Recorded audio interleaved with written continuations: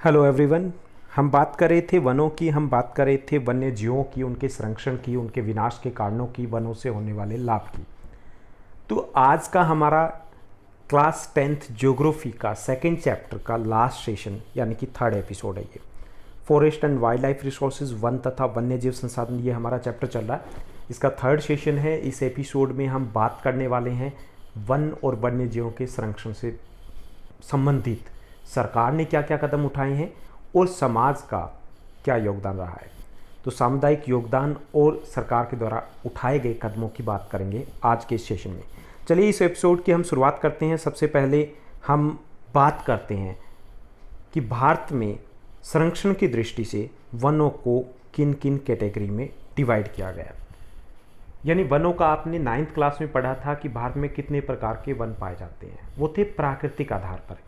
यहाँ पे संरक्षण की दृष्टि से प्रशासनिक आधार पर वनों का वर्गीकरण दिया गया।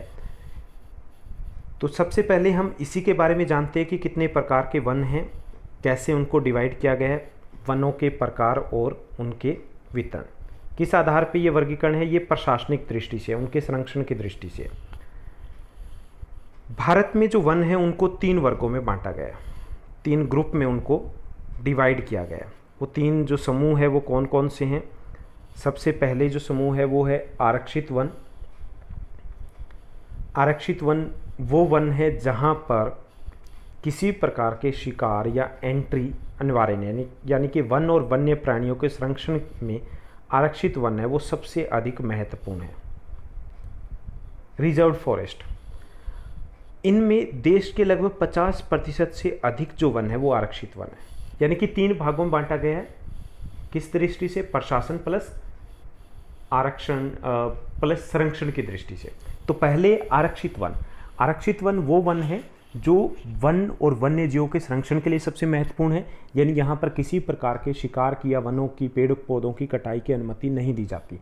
देश के लगभग 50% के आसपास जो वन है, 50% के आसपास, वो वन इसी कैटेगरी में आते हैं। दूसरे हैं प्रोटेक्टेड फॉरेस्ट, रक्षित या फिर संरक्षित वन। ये वन भी महत्वपूर्ण होते हैं संरक्षण की दृष्टि से। यहाँ पर हालांकि इन वनों में आपको उन इकोनॉमिक गतिविधियों की ढील या छूट दी जाती है। आप वनों की, पेड़ों की कटाई कर सकते हो, लेकिन एक योजना के साथ की जाती है। जितने पेड़ों को काटा जाता है उतने ही दोबारा लगाए जाते हैं। लगभग 1/3 जो हिस्सा है हमारे देश के कुल वनों का, 33% के आसपास, ये वन है रक्षित वन।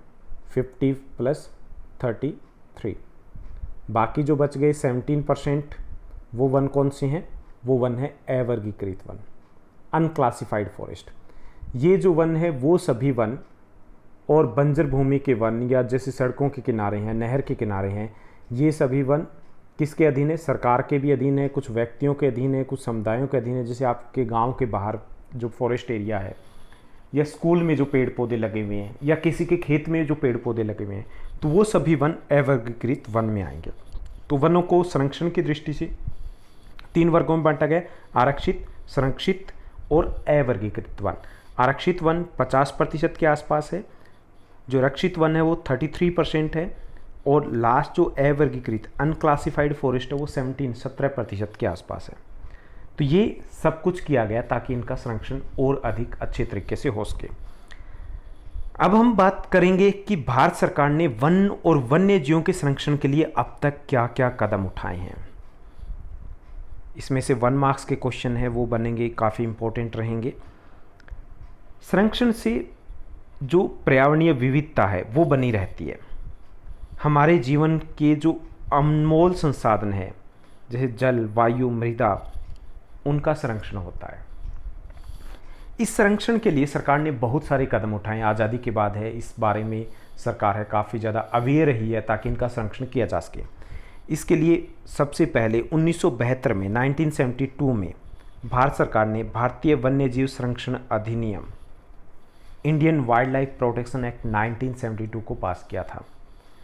अब इसका पास करने का आधार ये था कि काफ़ी लंबे समय से मांग चल रही थी, जिसके बाद इस कानून को लागू किया गया, और ये महत्वपूर्ण सिद्ध हुआ वन्य जीवों के आवास के रक्षण के लिए। यानी भारतीय वन्य जीव संरक्षण अधिनियम 1972, बहुत इंपॉर्टेंट क्वेश्चन बनता है, कब पास किए गए? 1972 में। अब इसमें क्या किया गया ऐसा, इसमें किया गया जो सज़ा थी पहले भी थी, लेकिन वो शिकार की सज़ा या वनों की अवैध कटाई है उसको और ज़्यादा कड़ा कर दिया गया। कई प्रकार के प्रतिबंध लगा दिए गए, किसी प्रकार के जीवों के शिकार के ऊपर प्रतिबंध पूर्ण तरीके से लगा दिया गया, और सज़ा है और जुर्माना है दोनों को बढ़ा दिया गया था। इस कार्यक्रम का या इस कानून का उद्देश्य था जो संकटग्रस्त जातियां उनका बचाव करना, शिकार पर रोक लगाना, वन्य जीव जो आवास है उनको कानूनी रक्षण प्रदान करना। कानूनी तौर पर पहले अधिकार नहीं था, इस कानून के द्वारा बाध्य किया गया कि यहाँ पर किसी प्रकार की पेड़ों की कटाई या फिर शिकार नहीं किया जाएगा। इसके साथ साथ जो वन्य जीवों का अवैध व्यापार थे उस पर भी बड़ी रोक लगी इस कानून के बनने के बाद।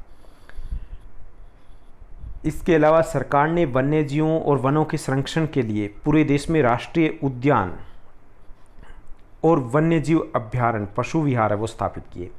इस समय अगर हम 2020 की बात करें तो 104 नेशनल पार्क और 561 वाइल्ड लाइफ सेंचुरीज हमारे देश में है जो कार्यरत है और वन्य जीवों के संरक्षण में अमूल्य योगदान दे रही है।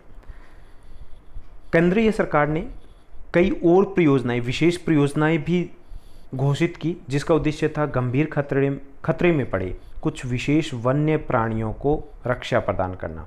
इसके लिए विशेष प्रोजेक्ट शुरू किए गए, जैसे प्रोजेक्ट टाइगर 1973 में शुरू किया गया था, प्रोजेक्ट एलिफेंट शुरू किया गया, एक सींग वाले गेंडे हैं उसके संरक्षण के लिए, कश्मीरी हिरण या हंगुल के संरक्षण के लिए, या मगरमच्छ है उसके संरक्षण के लिए। तो विशेष जो प्राणी जिनके लिए ज़्यादा खतरा था लुप्त होने का या संकटग्रस्त थे उनके लिए विशेष योजनाएं भी सरकार ने लागू की है।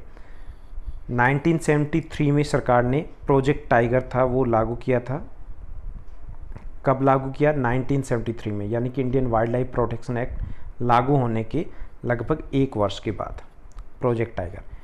1992 में प्रोजेक्ट एलिफेंट शुरू किया गया था। 1987 में प्रोजेक्ट क्रोकोडाइल शुरू किया था। ऐसे बहुत सारे प्रोजेक्ट है वो शुरू किए गए, खास तौर पे फोकस किया, उसके परिणाम भी बहुत सकारात्मक रहे, उनकी संख्या में बढ़ोतरी हुई है। वन्य जीव अधिनियम 1980 और 86 यानी कि उसमें परिवर्तन किया गया, अमेंडमेंट किया गया, बदलाव किया गया, और उसके तहत सैकड़ों तितलियों, पतंगों, भृंगों, ड्रैगन फ्लाई को भी इन संरक्षित जातियों में शामिल किया गया ताकि इनका संरक्षण भी हो सके। 1991 में पहली बार पौधों की 6 जातियों को भी सूची में रखा गया। यानी लगातार सरकार है वो और बेहतर करने का प्रयास करती रही।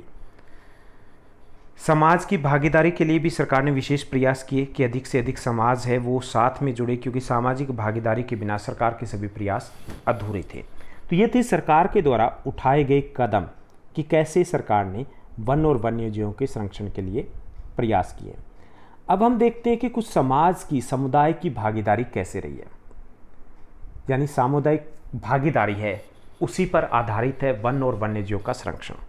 तो कुछ समाज हैं, कुछ विभिन्न प्रदेश हैं, वहाँ के हम एग्जाम्पल लेंगे और देखेंगे कि कैसे वो अपना योगदान दे रहे हैं। सबसे पहले हम बात करते हैं कि वन में हमारे यहाँ पे कुछ मानव प्रजातियाँ भी निवास स्थान करती है। आदिवासी लोग, शेड्यूल्ड ट्राइब के जो लोग हैं वो वहाँ पर निवास करते हैं, उनका मूल निवास है वो। और वो जो निवास करते हैं क्योंकि उनकी सारी आवश्यकताएं उन्हीं से प्राप्त होती है, तो वो उनको एक तरीके से संरक्षण देते हैं। कुछ जगह पर झुरमुट जो होते हैं, पेड़, काफ़ी सारे पेड़ होते हैं, उनको पवित्र माना जाता है और उनकी पूजा का भी विधान होता है। तो ये जाने अनजाने में ही सही, ये वनों के संरक्षण के सबसे महत्वपूर्ण पहरेदार होते हैं, सबसे महत्वपूर्ण कड़ी होती है। और जहाँ पर भी आदिवासियों की संख्या अधिक है वहाँ पर वन और वन्य जीव की बात करें और ख़ासतौर पे वनों की बात करें तो उनको संरक्षण मिला है। वहाँ पर खनन कार्य या फिर औद्योगिक गतिविधियाँ हैं वो सीमित रही है। तो सबसे महत्वपूर्ण जो पहला योगदान है वो है आदिवासी समुदायों का।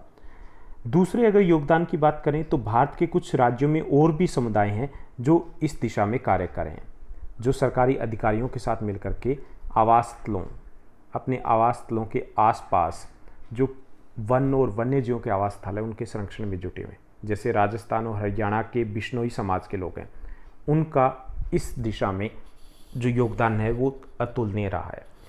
इस समाज में वन, पेड़ पौधों और वन्य जीवों की पूजा का प्रावधान किया गया है। पूर्णतः शाकाहारी समाज होता है और न केवल शिकार को रोकता है बल्कि कोशिश करता है कि उनका संरक्षण दिया जा सके। यही कारण है कि आज भी इस समाज के बहुल जो गांव है, हरियाणा के हो या राजस्थान के हो, वहाँ पर मोर या नीलगाय या हिरण है वो आम तौर पे उनके घरों के आसपास घूमते हुए दिखाई देते हैं। इसमें एक पिक्चर दिखाई गई है, एक ऐतिहासिक पिक्चर है। 1730 में पहला वन या वन्य जीवों के संरक्षण का, पेड़ों की कटाई का विरोध का उदाहरण मिलता है, जब तक हम प्रदूषण या उनके बारे में सोच भी नहीं सकते थे। उस वक्त 1730 में वहाँ पर जोधपुर के राजा है वो पेड़ों की कटाई का आदेश देते हैं और इसी समाज के, बिश्नोई समाज के लोगों ने उसका विरोध किया और पेड़ों से चिपक जाते हैं। 363 जो अनुयायी होते हैं बिश्नोई समाज के, अमृता देवी के नेतृत्व में, वो पेड़ों से चिपक करके अपने जीवन की, अपने प्राणों की आहुति देते हैं। ये पहला बलिदान की शौर्य गाथा है।